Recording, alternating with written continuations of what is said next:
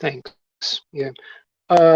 Yeah. So that was just my point. That I was just sort of putting forward the idea that it might be better to look at the totality of existence from the point of view of what underlies all existence, rather than looking at the multiplicity of existence and trying to stitch it all together with our place in it. Just kind of look at it from uh, look at it from the other way around.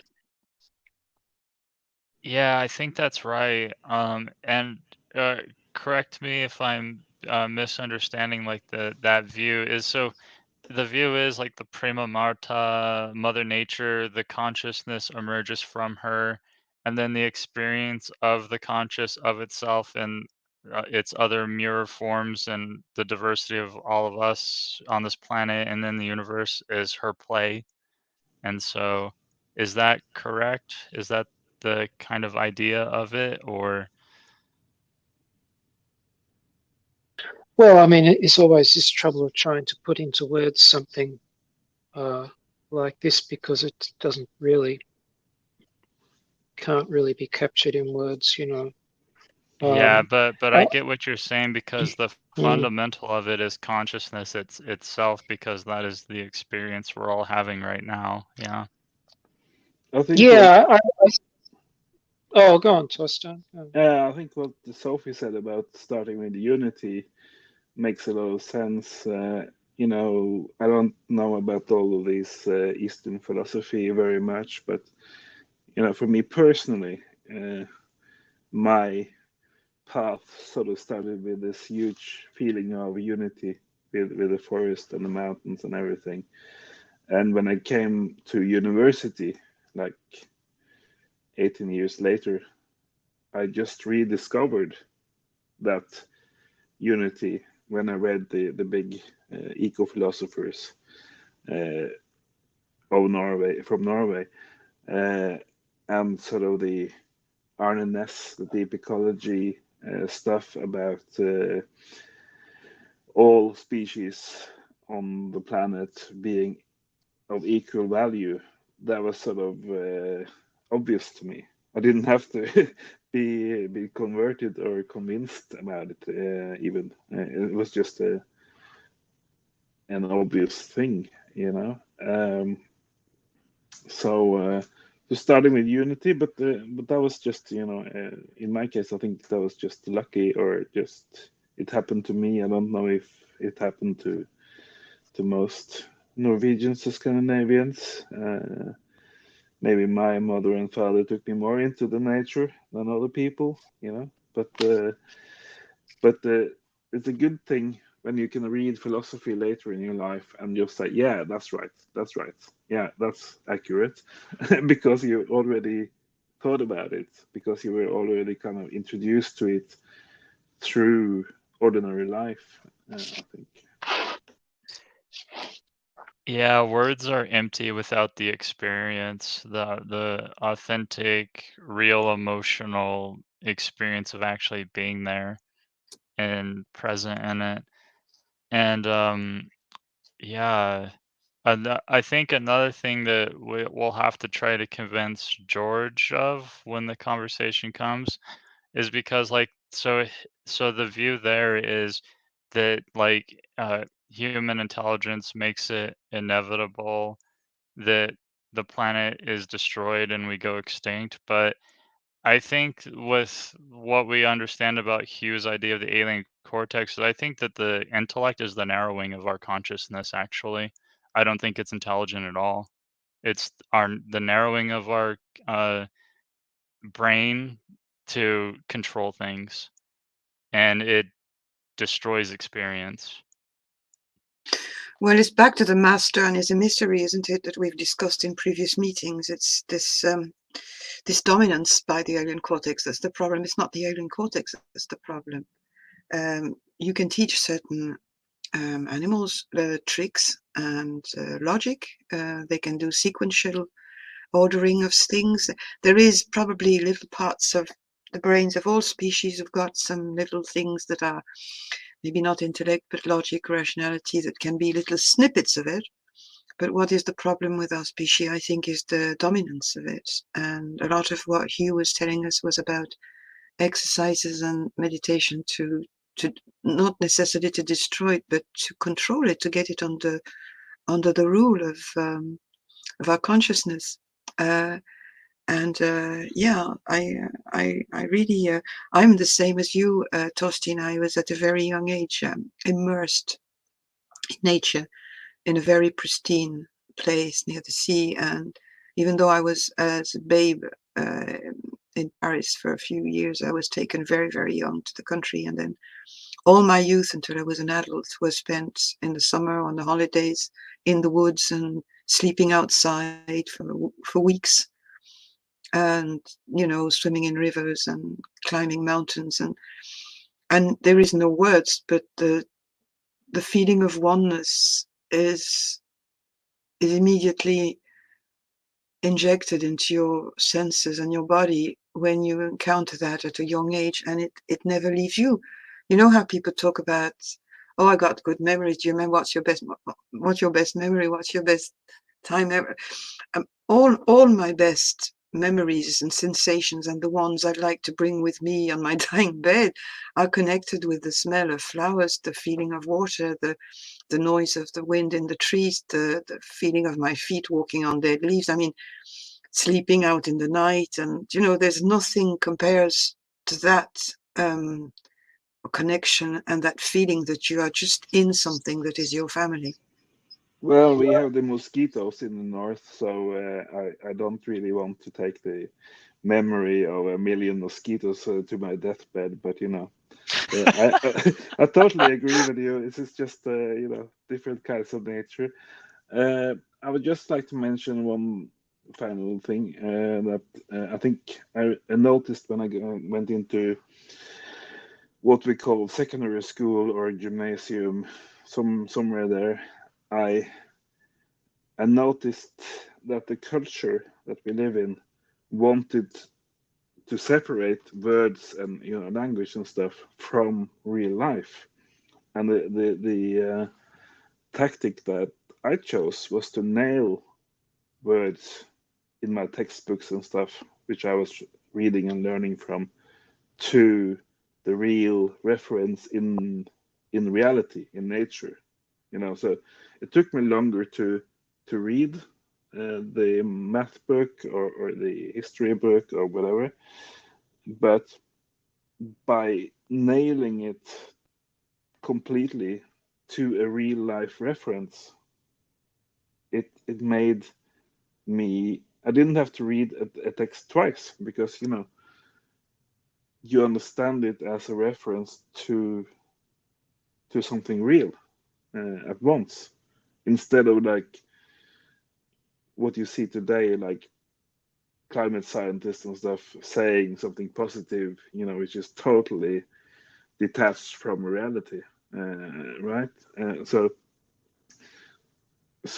being true to sort of what does this text mean in real life, and when I speak, everything I say has to be right. It has to be, you know, true and correct and stuff. That was kind of my choice in my youth years, and I was stuck by it, and that's why I sort of react so angrily when people are lying and stuff, because you know, they're just not connected to anything, right? Thanks for that. And do you know what I was thinking when you brought back Hugh and Gary's conversation, Mike and Gary and Hugh's conversation, and all those, is that I don't know if I talked about it in the meeting before, but I know I talked about it with Gary. But I think it would be really nice if we brought on back in the future or the near future some one-to-one conversations between ourselves. Like one of us invites another guy and we decide to have a chat on, without necessarily have to have a topic, one-to-one, and record it. And I think it can be a basis for interesting things, because the meetings being what they are now without Hugh, now today is an exception because everybody's participating and it's brilliant. But you know, there is this I think it would be really enriching to have, I don't know, DB talking to Gary or Tom talking to Mike or whoever wants to do it. But I'm just leaving the idea there. But I hope people will pick that up because those exchanges would be extremely, I think, profitable for everyone.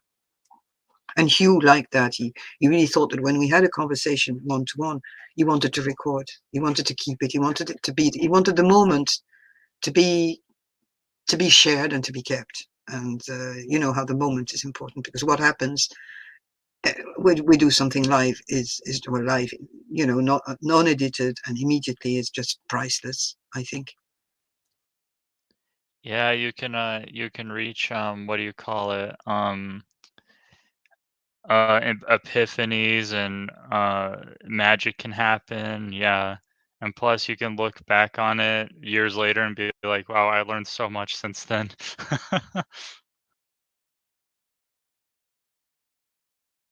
Not at all. I know everything now. I'm sorry. I'm not going to. No, I'm there now, man. Yeah, I have a favorite conversation from my YouTube channel with you, and not sure if I've told you, but I played the audio from that on a crossing of Greenland by a team of women and men crossing it with snow kiting from east to west, and just to have our exploration in words, me and you, and put on top of the exploration of Greenland from the east coast to the west coast, and just the random sort of that audio to that video and stuff, it just sort of fits together perfectly like a puzzle, and it's like it's just a special kind of magic way to review that conversation, to put it onto another video track. It's kind of, yeah. Maybe at some point I will be allowed to do that on Rumble or Odyssey or something, without the copyright police, so to show it to other people. Yeah, that'd be good. Yeah. Yeah, I just thinking of some of those audio remixes of talks. I think somebody was doing them with Alan Watts, with a kind of ethereal music or sounds in the background, and his voice kind of emerging from the audio landscape. You get this kind of dreamlike quality to it, which can be very effective. That's actually quite good because it probably puts your brain into a more, maybe a theta brainwave pattern or something that's more receptive, less critical, and probably at some level you get more out of listening to some meaningful words that way. It's an interesting technique. And I think that connects with what you're saying about playing it too while you're on a journey like that. So that it's there and it's sort of, probably in a way almost subliminal, but it's part of what's going on.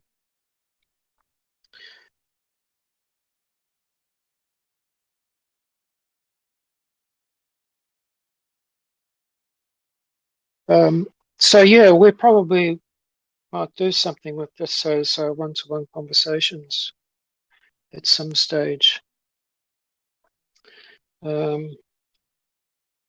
So we're up to a fair while. Do we want to wind this up now, or Yeah, anything else? I think it's time to. We've nearly needed. Jesus, we're 2 hours and a half. We're soon going to reach the 3 hours without Lord Hugh, and that will. Wow, that will be. Oh wow. Time flies when you're having fun, doesn't it? It's a new record. Yeah. The cuckoo took the clock and flew. Yeah. We'll go. Well, all right. Well, we have our 30 seconds just to be quiet, and then end the recording, I guess. Starting just for convenience now.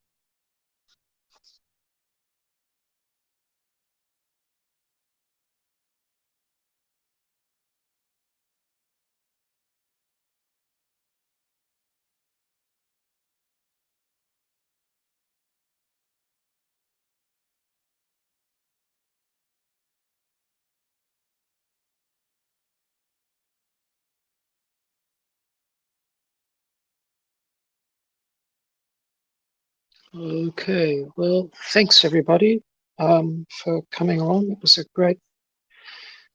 another great talk. Thank you. And, Thank you very much. yeah. That was great today. Thank you so much. Yeah, thanks everybody. Be safe out there and have a good Memorial Day weekend. All right. It's always good to remember, at any rate. Memorial Day, what's that? Yeah, what is it? Remember Just what? What is The Memorial Day? Europeans, you know, we don't know. No, we have no memory in Europe. No, but I mean, just as a general idea, just to remember yourself as a spiritual brings you back to what's important. So, I mean, just as a general thing, Yeah, just remember, exactly. don't get carried away. Just come back to the center, or however you want to describe it. You know. Yeah, it's nice to be pleased with a days for any memorial that you want to celebrate. Really. Yeah, exactly. I brought it up to see if we would reinterpret it, which is good. Yeah. Yeah, so have the memorial and remembering you know, what Gary said, what we said, and then let it go like a breath of air. Okay, guys. Bye. Okay. Thank you then. Bye bye. Cool. Bye Great bye. guy. Bye.